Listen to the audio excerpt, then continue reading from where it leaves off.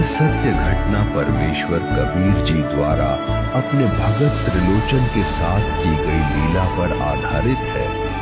भक्त त्रिलोचन महाराष्ट्र के सोलापुर जिले के बरसी नगर के निवासी थे। उनके बारे में बताया जाता है कि उनके भजन श्री गुरु ग्रंथ साहिब जी में शामिल हैं। उन्होंने दिखावे की भक्ति, बाहरी आडंबर और कपट का हमेशा विरोध किया। वे कहते थे कि भगवान को पाने के लिए हृदय की पवित्रता चाहिए, न कि केवल बाहरी आडंबर का दिखावा। जब त्रिलोचन जी वृद्धावस्था की दहलीज पर आ गए तो उन्होंने अपने लिए एक सेवक रखा जो उनके सारे काम करता था।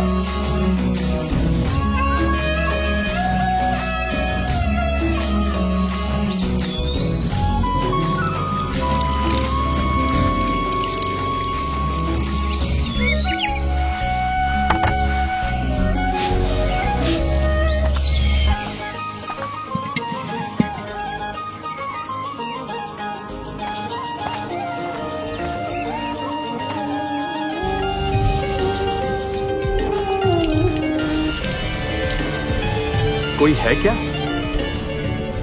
जी हाँ, बोलिए। आपका पत्र आया है।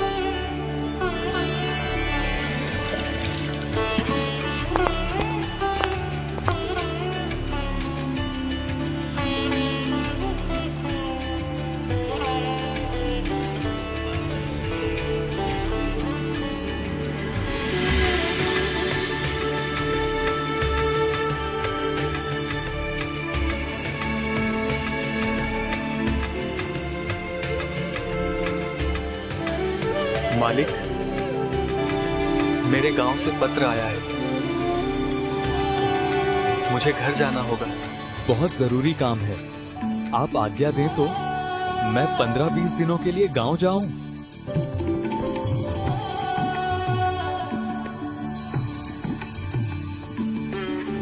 ठीक है बेटा, तुम जाओ और अपने परिवार का ख्याल रखना। मेरी चिंता मत करना।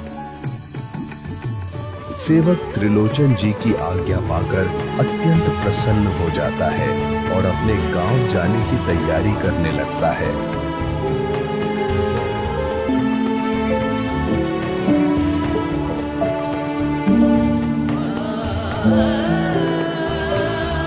मालिक, मैं जल्द ही वापस आऊंगा।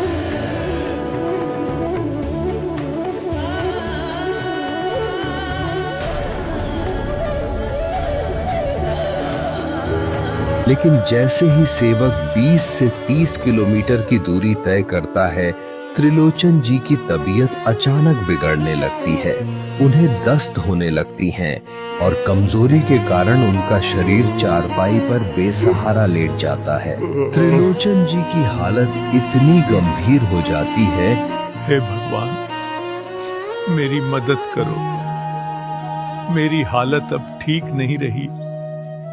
तुम ही सहारा हो मेरा,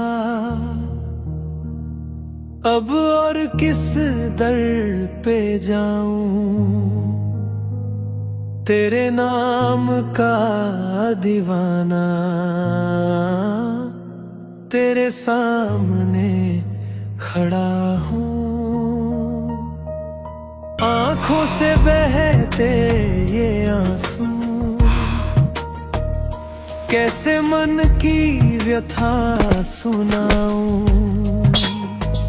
सुन ले पुकार खुदा, तू दे मुझे अब सहारा। सुनकर पुकार भगत की,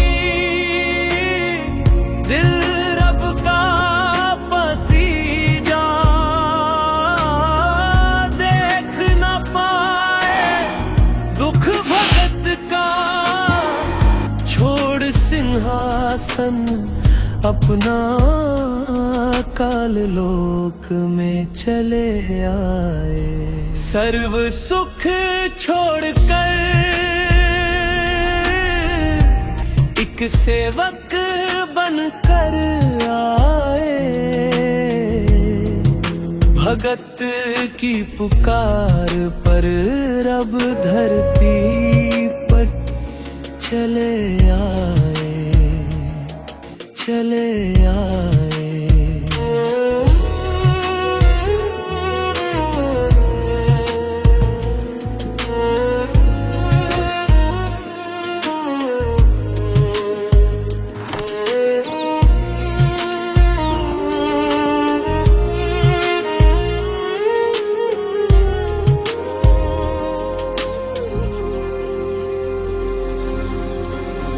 क्या हुआ बेटा? तुम तो अपने गांव गए थे, वापस कैसे आ गए?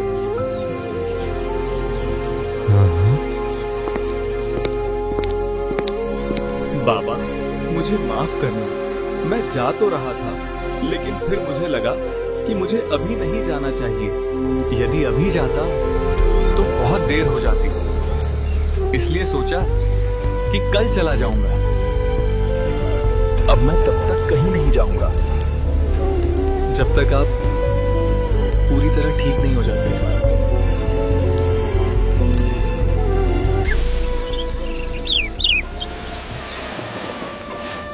वश में है भगवान, भगत के वश में है भगवान।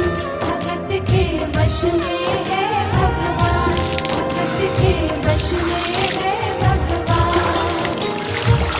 भक्त बिना ये कुछ भी नहीं है, भक्त बिना ये कुछ भी नहीं है।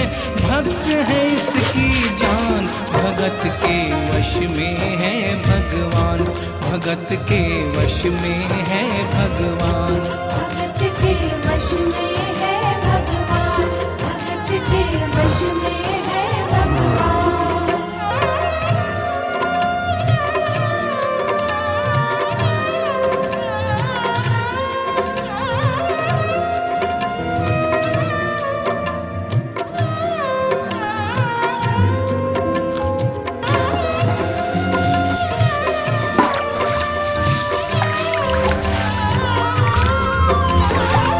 परमात्मा पूरे मन से भगत त्रिलोचन की सेवा करने लगते हैं। 1 महीने तक वे उनका मल मूत्र उठाते हैं, उन्हें स्नान कराते हैं, उनके लिए भोजन बनाते हैं और अपने हाथों से प्रेम पूर्वक उन्हें भोजन कराते हैं। धीरे धीरे 1 महीना निकलता है और जैसे ही सेवक वापस आता है, परमात्मा सतलोक लौट जाते हैं।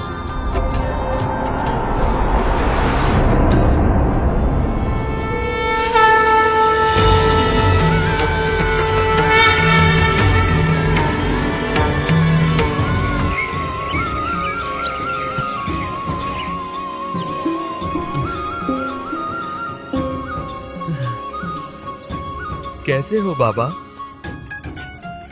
मुझे माफ करना। 20 दिन कह के गया था, पर 1 महीना लग गया। थोड़ा काम हो गया था, इसलिए मैं आ न सका। कृपया मुझे माफ कर दीजिए। बेटा, क्या बोल रहे हो आप? क्या बोल रहे हो आप? मालिक, मेरे घर वालों ने आपको प्रणाम भेजा है। सब कुशल हैं। उन्होंने आपके लिए कुछ खाने का सामान भेजा है।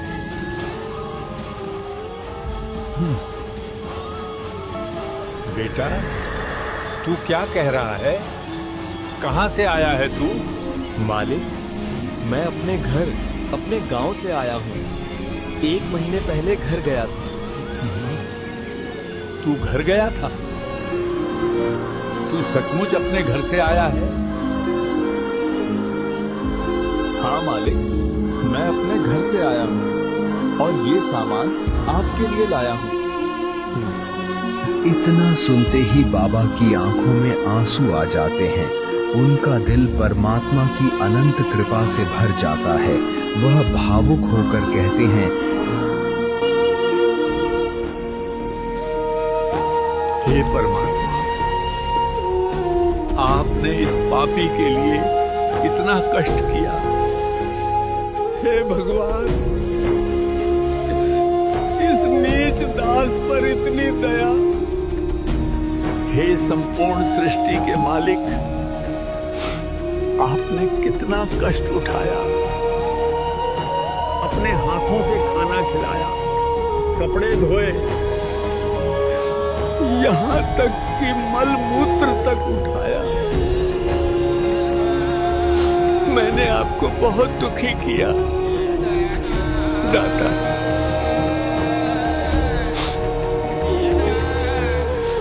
मुझ नीच को माफ कर देना, माफ कर देना।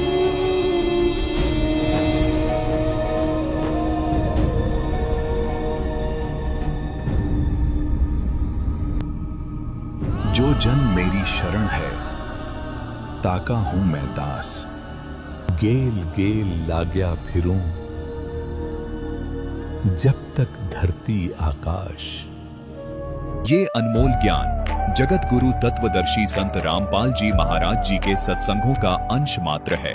आप संत रामपाल जी महाराज जी के मंगल प्रवचन संत रामपाल जी महाराज एप्लीकेशन पर भी सुन सकते हैं तथा उनके द्वारा लिखी पुस्तकें भी डाउनलोड कर सकते हैं।